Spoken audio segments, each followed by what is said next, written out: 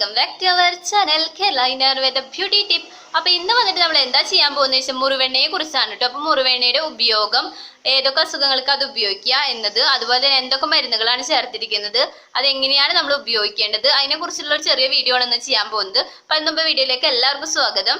അപ്പൊ ഇങ്ങനത്തെ വീഡിയോ നിങ്ങൾക്ക് ഇഷ്ടമാണെങ്കിൽ എന്താ ചെയ്യേണ്ടതെന്ന് അറിയാലോ. ഉറപ്പായും സബ്സ്ക്രൈബ് ചെയ്യുക, ലൈക്ക് ചെയ്യുക, ഷെയർ ചെയ്യുക. ഓക്കെ, ഇങ്ങനത്തെ വീഡിയോകളൊക്കെ കാണാൻ താല്പര്യമുള്ളവർക്ക് കേട്ടോ. അപ്പൊ അതിന്റെ ഉപയോഗങ്ങളും അതിൽ ചേർത്തിരിക്കുന്ന മരുന്നുകളൊക്കെ നോക്കാം. അപ്പൊ ഞാനൊരു മുറിവെണ്ണയുടെ ബോട്ടിൽ എടുത്തിട്ടുണ്ട്. ഞാനിപ്പോൾ എടുത്തിരിക്കുന്ന ഔഷധിയുടെയാണ് കേട്ടോ. നിങ്ങൾക്ക് ഏത് കമ്പനിയുടെ കിട്ടിയാൽ അത് എടുത്തോളൂ. അങ്ങനെ ഇന്ന കമ്പനിയൊന്നും ഞാൻ പറയണില്ല. അപ്പൊ ഇതിന്റെ ഗുണങ്ങളൊക്കെയാണ് പറയാൻ പോകുന്നത്. അപ്പൊ ഇതിൽ എന്തൊക്കെ മരുന്നുകളാണ് ചേർത്തിരിക്കുന്നതെന്ന് ഫസ്റ്റ് പറയാം. അപ്പൊ മരുന്നുകൾ വന്നിട്ട് മുറിവെണ്ണയിൽ ആദ്യം തന്നെ മുറിവെണ്ണ വെളിച്ചെണ്ണയാണ് കേട്ടോ. മുറിവെണ്ണ വെളിച്ചെണ്ണ കൊണ്ടാണ് ഉണ്ടാക്കുന്നത്. അതുപോലെ താളിയോലേന്ന് എടുത്തിരിക്കുന്നത് സിദ്ധവൈദ്യമാണ് കേട്ടോ. പിന്നെ മരുന്നുകൾ പറയാം. കറ്റുവാഴത്തണ്ട് ഉപയോഗിക്കുന്നുണ്ട്, അതുപോലെ തന്നെ വെറ്റില ഉപയോഗിക്കുന്നുണ്ട്, മുരിങ്ങയില ഉപയോഗിക്കുന്നുണ്ട്, അതുപോലെ ശതവാരിക്കിഴങ്ങ് ഇതെല്ലാം ഇടിച്ച് പിഴിഞ്ഞ് അതിന്റെ നീരെടുത്തിട്ടാണ് കേട്ടോ നമ്മൾ ഈ എണ്ണയിൽ കാച്ചിയെടുക്കുന്നതാണ്. കാച്ചിയിട്ട് കൽക്കാവില്ലേ, ആ ഒരു ടൈമിൽ നമ്മൾ എന്താ പറയാ, മണൽപാകത്തിലൊക്കെ നോക്കിയിട്ടാണ്, അതായത് തരിതരിയൊക്കെ നോക്കിയിട്ടാണ്. അതായത് നമുക്ക് ഇങ്ങനെ എന്തെങ്കിലും എണ്ണൊക്കെ ഇതാക്കിയിട്ടുണ്ടെങ്കിൽ തരിതരിയായിട്ട് തോന്നില്ലേ, അപ്പൊ ആ ഒരു ഇതിലാണ് നമ്മൾ ഇത് എടുക്കുക. അങ്ങനെ കഷായം വെച്ചിട്ട് കഷായം ഇതിലേക്ക് ഒഴിച്ചിട്ടാണ് നമ്മളിത് ചെയ്യുക. അതുപോലെ കുറച്ച് ഏകദേശം ഒരു 15ഓളം മരുന്ന് ഇതിൽ ഉപയോഗിക്കുന്നുണ്ട്.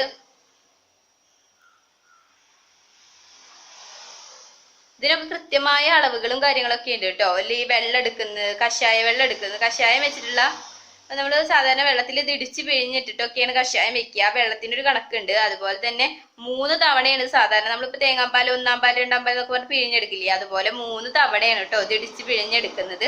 അതിന്റെ നീര് ചിലത് നമ്മൾ അരച്ച് ചേർക്കും. ഇപ്പൊ ഈ ശതവാരിക്കിഴങ്ങും വെറ്റിലൊക്കെ നമ്മൾ അരച്ച് ചേർക്കുകയാണ് ചെയ്യുക. ചിലത് ഇടിച്ച് പിഴിഞ്ഞ് നീര് മാത്രമൊക്കെ എടുക്കുള്ളൂ. തിളപ്പിച്ചൊക്കെ എടുത്തതിന് ശേഷമാണ് ഇത് നമ്മൾ എന്ത് ചെയ്യുക, എണ്ണയിലേക്ക് ഒഴിക്കുക. ശുദ്ധമായ വെളിച്ചെണ്ണയിലാണ് കേട്ടോ ഇത് കാച്ചുന്നത്. ഇനി ഇത് എന്തൊക്കെ അസുഖങ്ങൾക്കാണ് ഇത് ഉപയോഗിക്കുക എന്ന് നമുക്ക് നോക്കാം. ഇത് ഒടിവ്, ചതവ്, മുറിവ് എന്നിവയിൽ പുറമേ വെച്ച് കെട്ടുകയാണ് കേട്ടോ. അതായത് കുറച്ച് എണ്ണ ഇതെടുക്കുക. എത്ര നമ്മുടെ എവിടെയൊക്കെയാ പറ്റിയിരിക്കുന്നത് അതിന് എത്ര അളവ് നമുക്ക് വേണമെന്ന് നമുക്ക് ഉണ്ടാവുമല്ലോ. ഇത്ര ഇപ്പം ഇതിന് വേണ്ടി വരും, ഇന്ന സ്ഥലത്ത് വെച്ച് കെട്ടാനാണ്, ആ ഒരു അളവ് എടുക്കുക. എന്നിട്ട് എന്താ വെച്ചാൽ ചെറുതായിട്ടൊന്ന് ചൂടാക്കുക.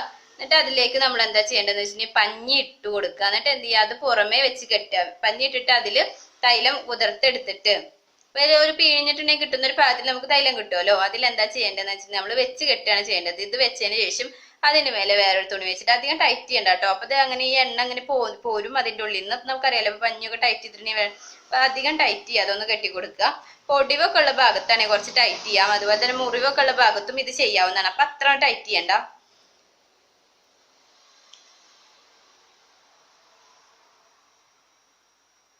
പിന്നെ അസ്ഥിഭംഗമൊക്കെ ഉണ്ടാവില്ലേ, അങ്ങനത്തെ സ്ഥലങ്ങളിലും ഈ തൈലം പരട്ടാവുന്നതാണ് കേട്ടോ. അപ്പൊ തൈലം ചെറുതായിട്ടൊന്ന് ചൂടാക്കിയിട്ട് വെറുതെ പരട്ടിയിട്ടാൽ മതി.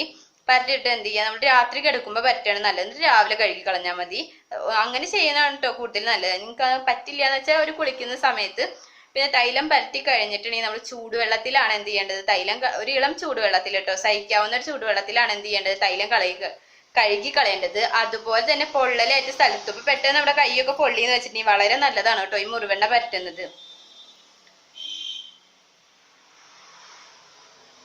പിന്നെ ഡിസ്ക് രോഗങ്ങൾക്കൊക്കെ ഇത് ബെസ്റ്റ് ഒരു മരുന്നാണ്. ഇപ്പൊ ഇങ്ങനെ തണ്ടൽ വേദന അങ്ങനത്തെ പ്രശ്നങ്ങളൊക്കെ അനുഭവിക്കുന്നവർക്ക് ഏറ്റവും നല്ല തൈലം എന്ന് വെച്ചിട്ടുണ്ടെങ്കിൽ, എണ്ണ എന്ന് വെച്ചിട്ടുണ്ടെങ്കിൽ മുറിവെണ്ണയാണ് കേട്ടോ. തൈലം എന്ന് വെച്ചിട്ടുണ്ടെങ്കിൽ നമ്മൾ എള്ളെണ്ണ അഥവാ നല്ലെണ്ണയിൽ കാച്ചിയെടുക്കുന്നതാണ് തൈലം എന്ന് പറയുന്നത്. എണ്ണ എന്ന് പറയുന്നത് നമ്മൾ വെളിച്ചെണ്ണയിൽ കാച്ചിയെടുക്കുന്നതാണിത്. അതായത് കേരെന്നും പറയും. ഓക്കെ, അപ്പൊ ആ ഒരു രീതി നിങ്ങളൊന്ന് മനസ്സിലാക്കി വെച്ചോളൂ. നമുക്ക് തെറ്റാൻ ചാൻസ് ഉണ്ട്. അപ്പൊ നിങ്ങൾക്ക് മനസ്സിലായെന്ന് വിചാരിക്കുന്നു. അപ്പൊ അങ്ങനത്തെ രോഗങ്ങളിലെല്ലാം ഇത് ഫലപ്രദമാണ് കേട്ടോ. അപ്പൊ ഇങ്ങനെ ഒടിവ്, ചതവ് അങ്ങനെയുള്ള കാര്യങ്ങളിലാണ് നമ്മൾ കൂടുതലായിട്ട് എന്ത് ചെയ്യുന്നത്, ഈ തൈലം അതായത് ഈ എണ്ണ, മുറിവെണ്ണ എന്ന് പറയുന്നത് ഔഷധം നമ്മൾ ഉപയോഗിക്കുന്നത്. അപ്പൊ അതിനൊക്കെ ഏറ്റവും ബെസ്റ്റ് ആയിട്ടുള്ള മരുന്നാണ്. അപ്പൊ ഇങ്ങനത്തെ പ്രശ്നമൊക്കെ വന്നിട്ടുണ്ടെങ്കിൽ ഡോക്ടർമാർ കൂടുതൽ നമുക്ക് തരുന്നത് ഈ ഒരു മുറിവെണ്ണയാണ്. അപ്പൊ ഇങ്ങനെ പ്രശ്നമുള്ളവർ എന്ത് ചെയ്യുക, ഈ മുറിവെണ്ണ വാങ്ങിച്ച് ഉപയോഗിച്ചോളൂ, യാതൊരു കുഴപ്പമില്ല. ഇത് പുറമെ പരട്ടിയിടാണ് എപ്പോഴും ചെയ്യേണ്ടത്.